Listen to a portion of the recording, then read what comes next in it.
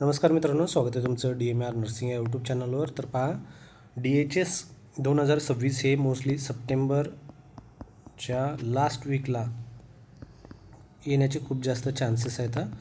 Last वीकला जर notification जरी आलं DHSचं जे आहे सप्टेंबरच्या, तर जवळपास तुम्हाला त्या ठिकाणी 15 दिवस जे आहेत फॉर्म फिलअपसाठी दिले जातील. ठीक आहे, फॉर्म फिलअपसाठी तुम्हाला 15 दिवस देण्याचे चान्सेस आहेत.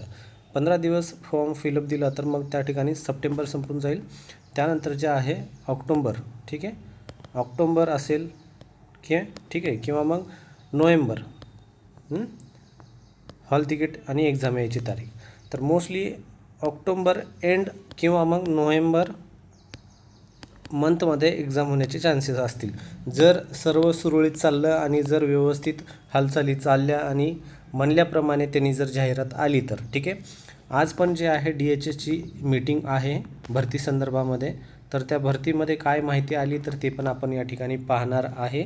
अधिकारी जे आहे त्यांची मीटिंग आहे DHS संदर्भामध्ये.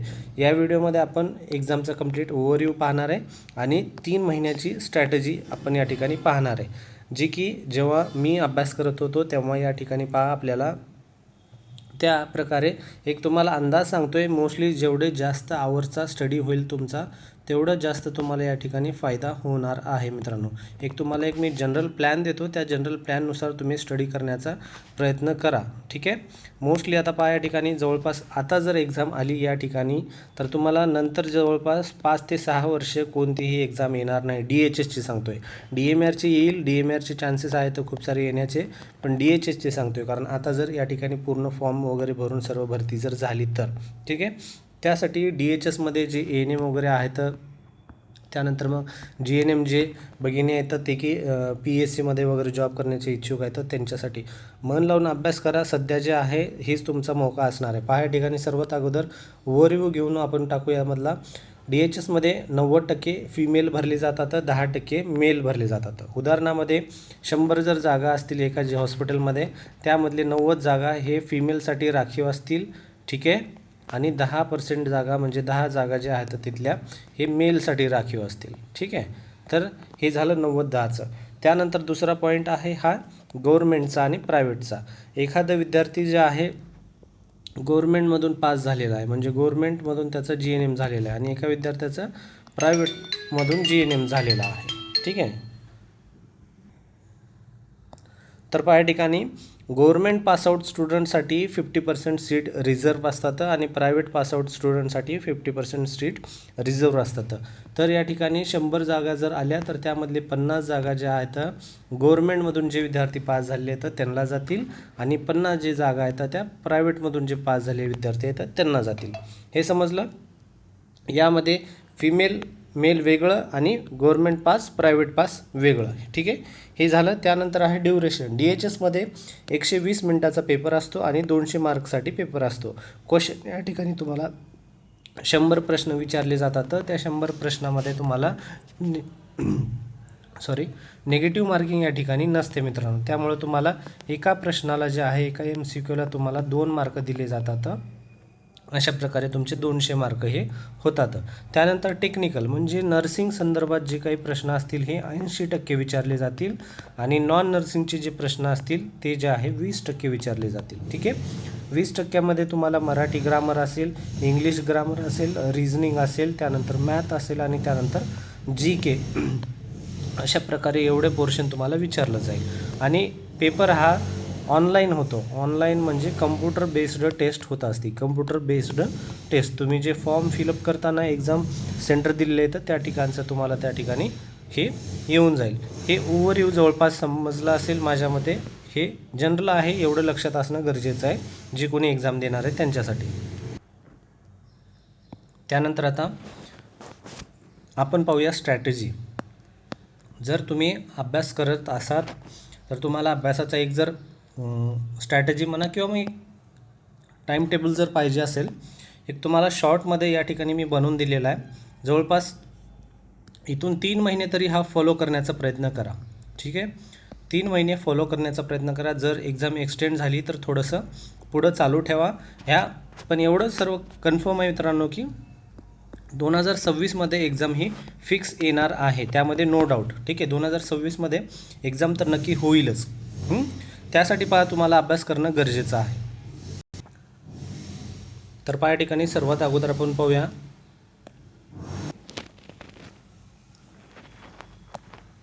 या ठिकाणी आपण जस्ट 3 मंथची स्ट्रॅटेजी तयार केलेली आहे. सर्वात अगोदर तुम्ही या ठिकाणी तुम्हाला तुमच्या टाईमनुसार तुमचा अभ्यास करायचा आहे.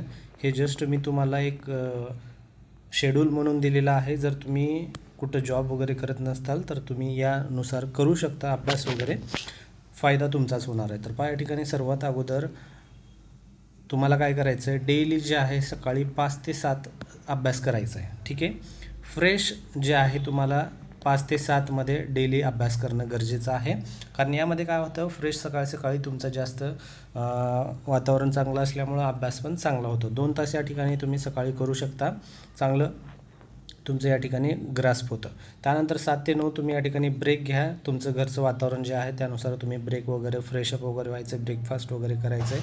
त्यानंतर 9 नंतर तुम्हाला काय करायचं आहे, 1 घंट्यासाठी तुम्ही हे जे आहे तुमचं चिल करा, आराम करा, मोबाईल पहा. दिवसामध्ये तुम्हाला जे काही पाहू वाटलं अगोदर ते सकाळी तुम्ही पाहून घ्या, म्युझिक ऐका वगैरे. ठीक आहे, हे 9 ते 10 सकाळी तुम्हाला फ्रेश. जेव्हा आपण उठल्या जेव्हा आपल्याला मोबाईल बघायची इच्छा असते ना, तेव्हा तुम्ही सकाळी 5 वाजता पाहता नाही. त्यामुळे तुम्हाला या ठिकाणी 9 ते 10 या घंट्यामध्ये तुम्ही पाहून घ्या सगळं. मग त्यानंतर 10 वाजता तुम्हाला काय करायचं आहे, तुमची लायब्ररी जर लावली असेल तर लायब्ररीमध्ये जाऊन अभ्यास करायचा आहे. लायब्ररी लावली तर चांगली गोष्ट आहे, म्हणजे रीडिंग ज्याला म्हटलं जातं. नाही म्हटलं तर घरीच करत असताल तर तुम्हाला 10 ते 12 परत या ठिकाणी अभ्यास करायचा आहे 2 तासासाठी. ठीक आहे, सकाळी 2 तासाचं केलं, त्यानंतर दुपारी 2 तासाचं. आता अगोदर प्लॅनिंग अशी करून घ्या, तुम्हाला जे आहे बेसिक सर्व तुम्हाला अगोदर रीड झालेलं पाहिजे. आता जर तुम्ही बेसिकपासून वाचायला बसले तर तुम्हाला खूप प्रॉब्लेम होतील. त्यासाठी जे आहे आता बुक्स, कॉम्पिटेटिव्हचे बुक्स जे आहेत ते स्टार्ट करा, ज्यामध्ये मोस्टली पहा या ठिकाणी तुम्हाला काय करायचं आहे, मिशन परिचारिका 2-3 बुक सांगतो मी. त्यानंतर मिशन ओल्ड पेपर. ठीक आहे, हे 2 महत्त्वाचे पेपर आहेत थिअरी आणि MCQसाठी. त्यानंतर तुमच्याकडे जर प्रीती अग्रवाल असेल, प्रीती अग्रवाल किंवा मग हाय टार्गेट असेल. ठीक आहे, हाय टार्गेट, ह्या 4 पेपरच्या बाहेर तुम्हाला जायचं नाही आहे. या 4 बुकच्या बाहेर तुम्हाला जायचं नाही आहे. या 4 बुकच्या मध्येच तुम्हाला अभ्यास करायचा आहे. त्यानंतर जे आहे या ठिकाणी नेक्स्ट जे आहे या ठिकाणी तुमचं न्यूजपेपर. डेली तुम्ही न्यूजपेपर वाचायला या ठिकाणी स्टार्ट करा काही दिवसासाठी. आणि नेक्स्ट राहील तुमचं जे आहे रिजनिंग, म्हणजे नॉन टेक्निकल जो पोर्शन आहे तो नॉन टेक्निकलचा पोर्शन असेल. ठीक आहे, तर यामध्ये तुम्ही टाईम ठरवा, कोणत्या टाईमला तुम्हाला हे खालचे 2 पोर्शन कवर करायचे. तर न्यूजपेपर तुम्ही कुठं पण वाचू शकता आणि नॉन टेक्निकल पोर्शन कधी ठरवायचं ते ठरवा. त्यानंतर 12 ते 1चं तुम्हाला काय करायचं, या ठिकाणी ब्रेक घ्यायचं आहे. त्या 12 ते 1 ब्रेक कंटिन्यू 2 तास अभ्यास करणं गरजेचं आहे. या ठिकाणी तुम्हाला उठायचं नाही आहे. लक्षात असू द्या, 2 तास बसले की तुम्हाला त्या चेअरवरून कंटिन्यू 2 तास कंटिन्यू स्टडी करायचा आहे. मग 12 ते 1 ब्रेक घ्या. या ब्रेकमध्ये तुम्हाला काय करायचं ते करा, फोन पहा, चिल करा, एन्जॉय करा, बाहेर जा, चहा प्या, थोडं रिलॅक्स माइंड करा, पीस माइंड करा. त्यानंतर 1 ते 2 लंच करून घ्या. लंच केल्यानंतर तुम्हाला जे आहे काही वेळाचा तुम्हाला त्या ठिकाणी पॉवर नॅप गरजेचा असतो, तो की तुम्ही चांगला फुल टू घ्या, ज्यामध्ये तुम्हाला स्लीप घ्यायचं आहे. स्लीपमध्ये तुम्हाला 2 घंटे तुम्ही आरामात घ्या. त्या ठिकाणी फुल टू 2 घंटेचा स्लीप घेतल्यानंतर तुम्हाला एकदम फ्रेश होईल. फ्रेश झाल्यानंतर तुम्हाला काय करायचं, या ठिकाणी परत जे या ठिकाणी 2 तासामध्ये तुम्ही वरच्या 2 आणि 2 ब्रेकमध्ये अभ्यास केलेला आहे त्याचा एकदम मस्त रिव्हिजन मारून टाका, सकाळच्या 2 तासाचा आणि दुपारच्या या 2 तासाचा. ठीक आहे, या ठिकाणी तुम्हाला हे 2 आणि हे 1. ठीक आहे, म्हणजे टोटल 5 तासाचं होऊन जाईल. हे 2, हे 2 आणि हे 1, अशा प्रकारे 5 तासाचं या ठिकाणी तुम्हाला खूप छान प्रकारे अभ्यास होणार आहे. त्यानंतर संध्याकाळी 5 ते 6 तुम्हाला काय करायचं आहे, इव्हनिंग वॉक करायचं आहे, किंवा मग मित्रांना वगैरे भेटायचं असेल तर मित्रांना भेटून शकता. त्या किंवा मग तुमचे कॉम्पिटेटिव्हवाले जे कोणी